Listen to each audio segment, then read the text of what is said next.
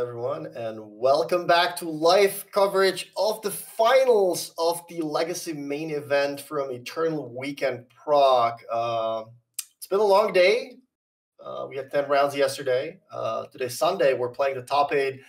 We're ready with the finals. We have two excellent players who had a very, very good day yesterday and are continuing to play well. And their decks are working. Everything is working 100%. We have for you, I believe, the previous Eternal Weekend winner, Julian Jakobowicz, playing Temur Delver, a deck that was the talk of Legacy perhaps 10 years ago, with cards like Stifle, Wastelands, trying to deny your opponent their mana. As you mentioned, Nimble Mongoose was a card back then. Obviously, the version is a little bit different today, where we have a new card from Wilds of Eldraine and some other new pieces as well. Philip, what do you make out of this deck? Yeah, it's an excellent take on the Delver strategy because you lost Expressive Iteration because it's banned in the format. So to be able to have proper card advantage, you play Questing Druid, a card relatively new from Wilds of Eldraine, so 2 sets back, which is both card advantage and a threat. Now, crucially, there is only a single tropical island in the deck, and there is no other way of creating green mana. There are no treasure tokens, for example. So you have to really preserve it now in the face of opposing Wastelands. But Questing Druid first comes with light up the stage, and then just grows and attacks really hard. And in a deck full of cantrips and free spells, it will grow very, very fast. So I really like this take on the Delver strategy. All right, let's take a look at the other finalist. Temur Cascade, something we typically see in Modern.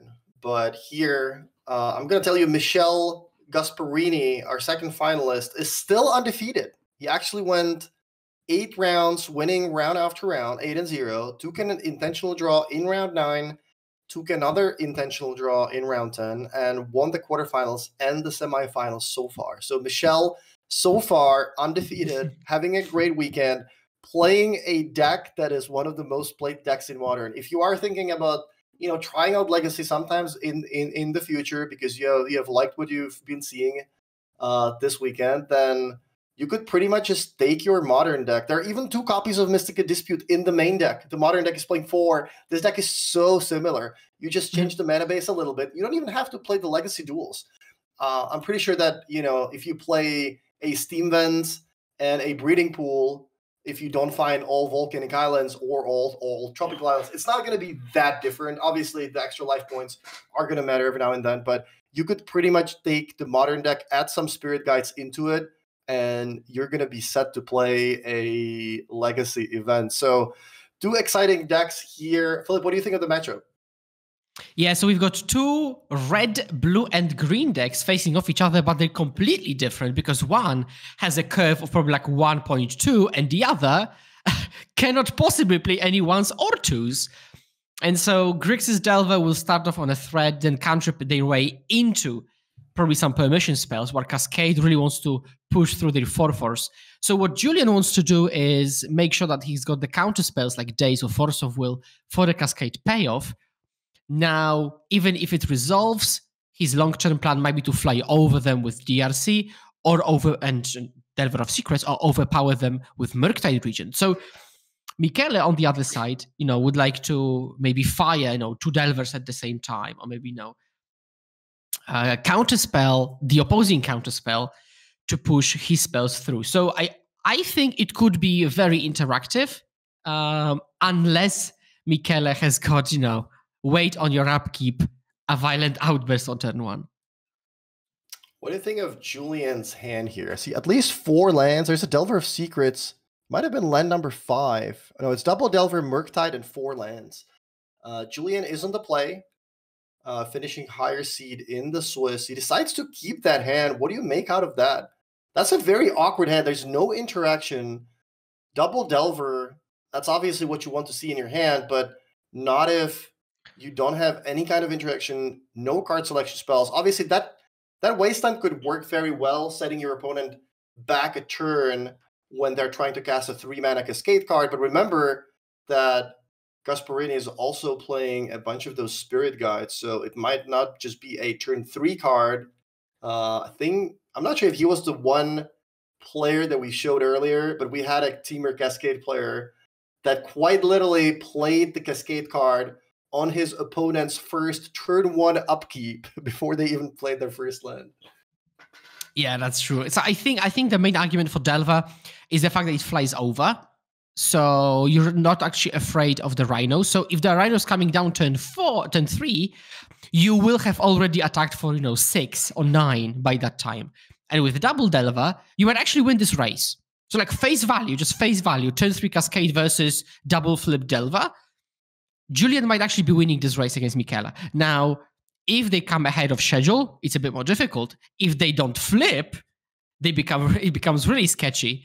Worst case for Julian is okay. He does flip. Wow, that is literally the best card to have on top with this Delver. Not only does it allow Julian to flip the Delver right away, he's going to be able to deploy Delver number 2, use the Brainstorm to set up the top of his library, flip the other Delver as well, and then use his Wastelands to press the advantage. I like casting the Brainstorm here first.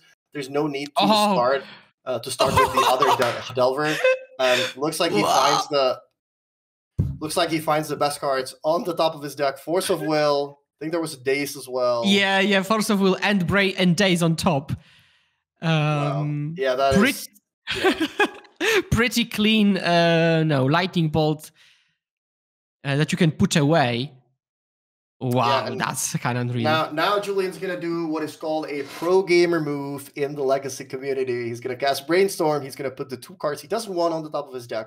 And he's going to use one of his fetch lands to shuffle them away if he wants to, although that would mean that his Delver would be on a blind flip. So he is incentivized to keep one of those spells on top if he wants to flip the second Delver, but we'll figure out in a second what exactly he decides to do.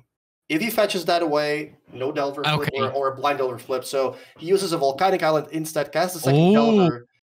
Gasparini decides to immediately force, realizing that, as you mentioned, these flying threats can fly over the Rhino, so that would be a little bit too much for Julian here. And what does Julian say to that? Because he could force back, right? So this is the question. Do you want to protect my own threat or contest your own? Now Michele is down double force and 2 cards.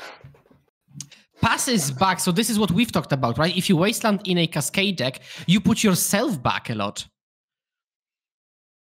Yeah, I'll be honest, as someone who doesn't play Legacy every day, the Wastelands in the Temur Cascade deck don't make as much sense to me.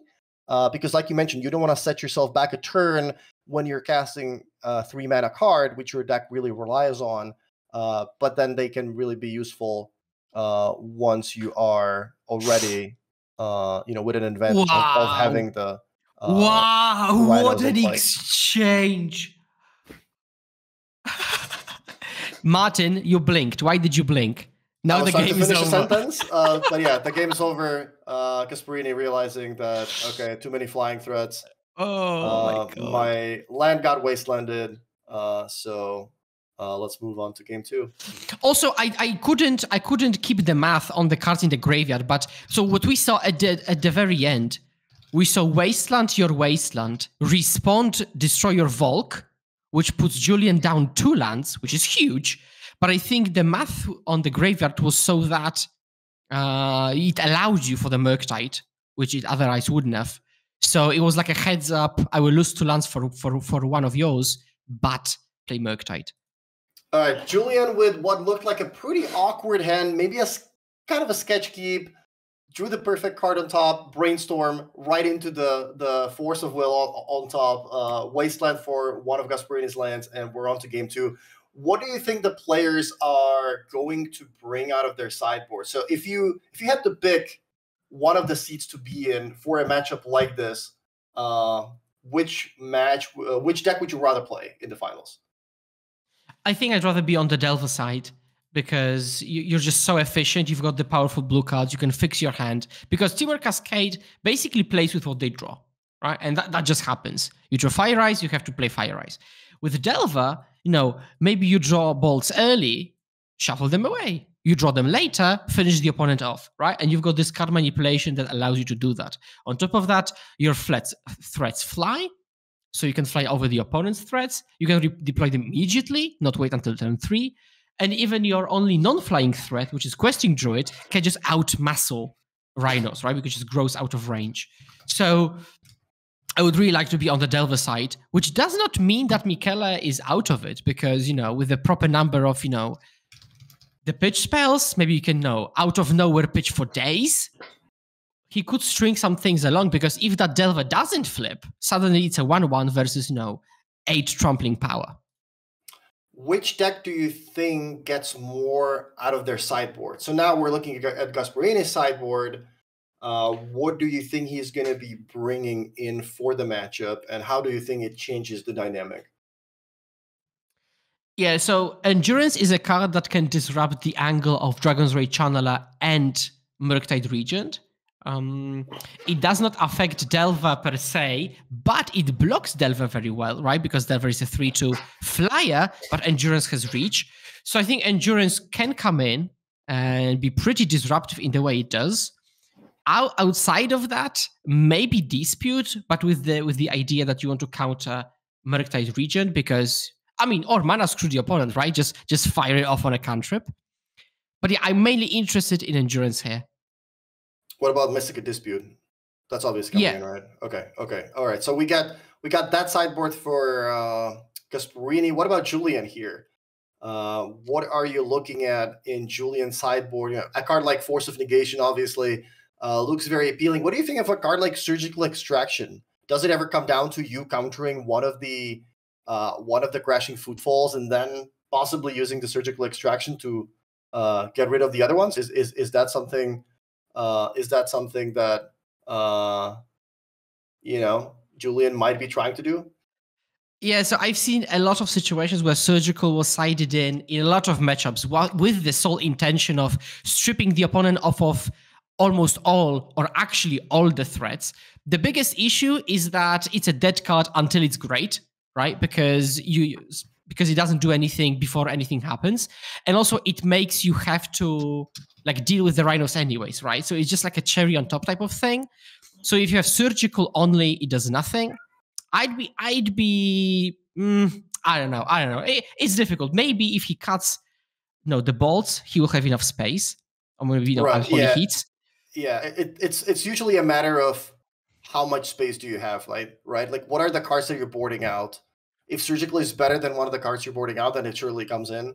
It's also a thing that I would be thinking that if it's a horrendous matchup for me, and this is one of those ways that I can cheese a win, well, sure, I can, maybe if this happens and then I have exactly this one card, then I can win the match sort of on the spot in an otherwise unfavorable matchup for me, then I would be more likely to do that. If I feel like I already have, more than enough agency over the game, then I might just try to keep my deck as consistent as possible with some better answers. Yeah, there are some situations where you need to go for the cheese strategy. Blood Moon, a deck that doesn't typically lose to Blood Moon, but maybe hope they don't, you catch them. Or Surgical the threats away. Yeah, exactly. I've seen games where you, for example, play against tempo decks, which have, let's say, Shadow and Gurmak Angle in the past, and you still had Surgical to get rid of half the threats. Some people did that. So again, sometimes it's a matter of preference, how we approach this. But right now we've got 2 lands from Michele, Delver flipping to a Brainstorm. Well, we've seen that before. Well, it's a great start for Julian with a flip Delver already on turn 2. And I'm getting the information that, unfortunately, Gasparini mulligan to 5. So Julian's unbelievable weekend continues with a great opening hand against an opponent who just mulled to 5 cards in a matchup where you have a lot of cards like Force of Will and Force of Negation and Daze. I think I saw 2 Dazes in Julian's hand. He obviously wants to make a second land drop. There's a Polluted Delta Brainstorm available to him, Delver, so he certainly has more than enough to put the pressure on the battlefield, and then the cards to back them up and start countering the Gasparini's potential Cascade spells, or rather the crashing footfalls that you cascade to. If you are playing the new limited format, you might be used to the Discover mechanic, which gives you the card typically when the card comes into play. So in that situation, you are countering the card with Discover. Here, Cascade works a little bit differently, and usually you want to save the counter spell for the big card you cascade into. Julian reveals a Brainstorm, or starts the turn with a Brainstorm, rather.